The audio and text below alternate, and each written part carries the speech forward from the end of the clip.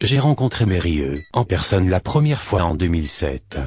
J'ai arrangé avec l'aide de son mari, Terence, une interview avec elle. Mary a d'abord accepté, car je n'étais pas un journaliste mais un écrivain amateur, qui cherchait des informations pour une thèse scolaire sur, si tout se passait bien, quelques histoires imaginaires.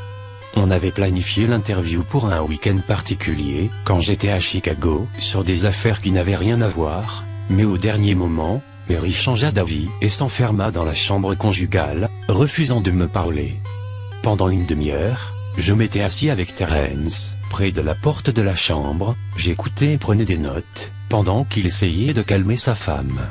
Les choses que Mary disait avaient peu de sens, mais collaient au motif que j'imaginais, bien que je ne pouvais la voir, je sentais dans sa voix qu'elle pleurait, et plus souvent que sa volonté de ne pas me parler était centrée sur un détail incohérent de ses rêves, ses cauchemars. Terence s'excusa profondément en renonçant, et je fis de mon mieux pour les rassurer, rappelant que je n'étais pas un reporter, mais juste un jeune curieux en quête d'informations. Cela dit, pensais-je à ce moment, je pouvais peut-être trouver un autre cas, similaire si je trouve les ressources, et que je me motive. Mary était une opératrice d'un système de tableaux d'affichage basé sur Chicago, en 1992 quand elle vit SMI.jpg la première fois, et sa vie changea à jamais. Elle et Terence n'étaient mariés que depuis 5 mois. Mary était une des 400 personnes estimées, qui avaient vu l'image lorsqu'elle a été postée en lien sur un forum, bien qu'elle soit la seule à parler ouvertement de son expérience. Les autres restent anonymes, ou sont probablement morts. En 2005, quand j'étais en 3e, SMI.jpg avait attiré mon attention, comme la plupart des phénomènes du web. Mary était la victime la plus citée de ce qui était parfois appelé SMI.dog, la chose que SMI.jpg est censé montrer. Ce qui eut mon intérêt, autre que les éléments macabres évidents des cyberlégendes et ma propension face à ces choses, était l'absence pure et simple d'informations, parce que les gens ne croient pas en ces hoax. C'est unique parce que, bien que le phénomène se centre sur une simple image, ce fichier est introuvable sur le net. Certains simulacres se baladent sur des sites web, notamment 4chan, en particulier sur le Shine/X/ réservé au paranormal. Il est suspecté que ce soit des fakes, car elles n'ont pas l'effet que SMI.jpg est soupçonné donner, notamment épilepsie temporaire et anxiété accrue. Cette réaction du spectateur est une des raisons qui fait que SMI.jpg est regardé avec tant de dédain, car patentement absurde, mais dépendamment à qui on demande, leur répugnance à connaître l'existence de SMI.jpg peut être simplement une peur inconsciente. SMI.jpg et SMI.dog ne sont mentionnés nulle part sur Wikipédia, bien que le site présente des articles sur d'autres phénomènes similaires, comme les sites Choc Scandalogos, Hello.jpg ou Dogorlaku. Toute tentative de créer un article sur SMI.jpg est rapidement supprimée par un des admins de Wikipédia. Les rencontres avec SMI.jpg sont des légendes du web. L'histoire de Mérieux n'est pas unique. Il y a des rumeurs non vérifiées d'apparition de SMI.jpg dans les anciens jours de Usenet et une histoire plus persistante en 2002 où un hacker a floodé les forums de sites humoristiques et satiriques soumetting à full avec un déluge d'images SMI.dog, rendant épileptiques presque tous les utilisateurs du forum. Il est dit aussi que courant années 90 secondes, SMI.jpg a circulé sur Usenet en pièces jointes d'une chaîne de lettres avec pour sujet SMI. God love you. Malgré ces histoires, quelques personnes admettent avoir vécu cela, mais aucune trace du fichier ou des liens n'ont été découverts. Ceux qui clament avoir vu SMI.jpg disent souvent qu'ils étaient trop occupés pour avoir pensé à sauvegarder l'image dans leur disque. Cependant, ces victimes ont tous la même description de la photo, une créature en forme de chien, semblable à un husky sibérien, illuminé par le flash de l'appareil photo, assis dans une salle, le seul détail visible de l'arrière-plan étant une main humaine sortant des ténèbres de la salle, sur la gauche de l'image. La main est vide, mais est souvent décrite comme pointant du doigt. Bien sûr, l'attention est majoritairement donnée au chien, ou créature chien, car certaines victimes en sont sûres. Le museau de la bête est figé dans un sourire large, révélant 2 lignes de dents bien blanches, bien fines, bien acérées, et de forme humaine. C'est, bien sûr, non pas une description donnée directement après visionnage, mais plutôt ce que les victimes s'en souviennent, car elles voyaient l'image se répéter dans leur tête à l'infini alors qu'elles avaient, en fait, une crise épileptique.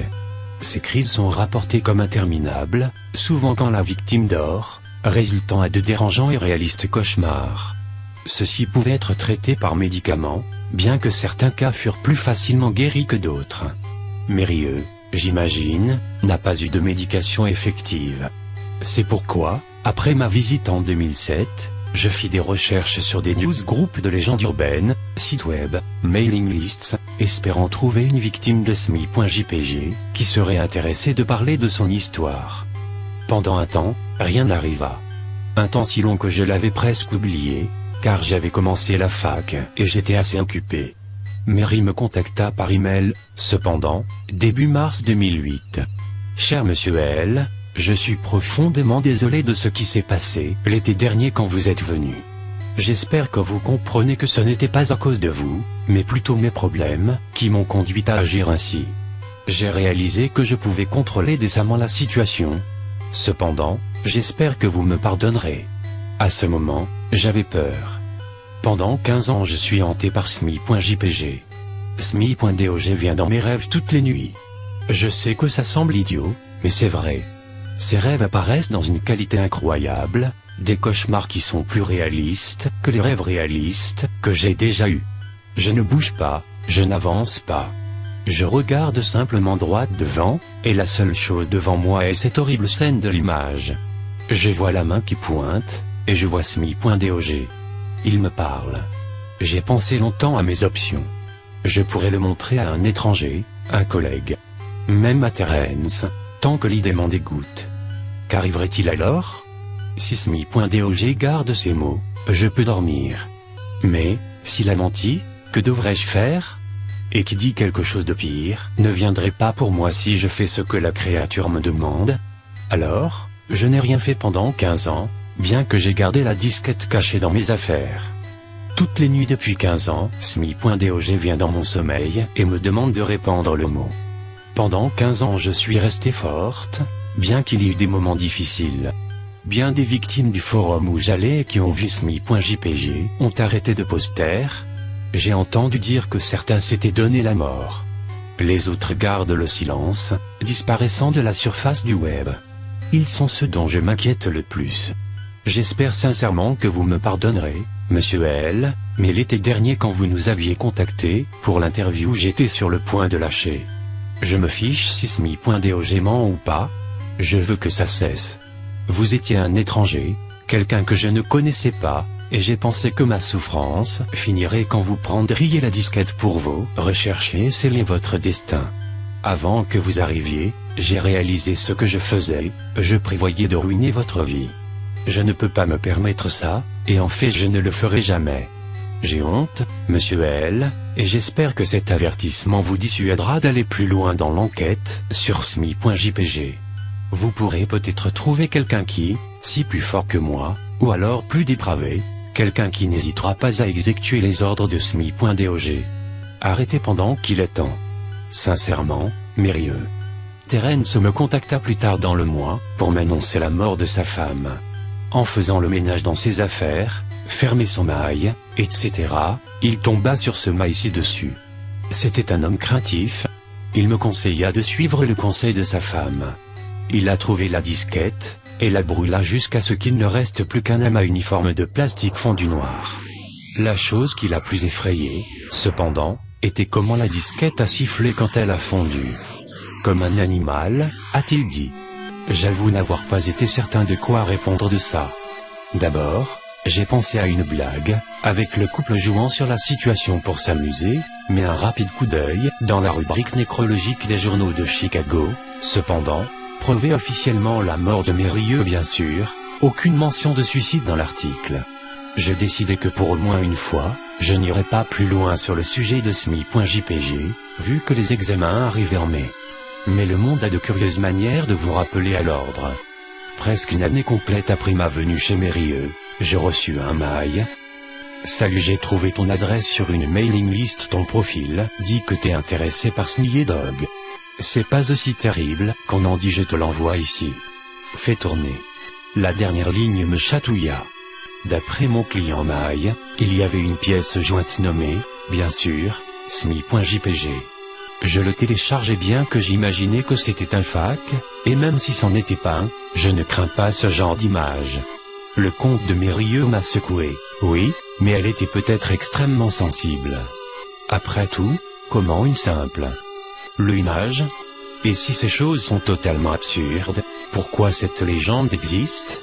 Si j'ai téléchargé cette image, si je la regarde, et si Mary avait raison, si SMI.dog vient dans mes rêves pour que je passe le mot, que ferais-je? Vivrais-je ma vie comme Mary, à combattre contre l'envie d'obéir jusqu'à la mort? Ou bien obéirais-je, et risquer peut-être ma vie? Et si je fais mon choix, comment le ferais-je? À qui faire passer le mot? Si je reprends mon intention d'écrire l'article sur SMI.jpg, décidais-je, je pourrais joindre l'image comme preuve, et tous ceux qui liront l'article, tous ceux que ça intéresse, seraient affectés. Et, même si le SMI.jpg du mail est authentique, serais-je assez capricieux pour me sauver de cette manière?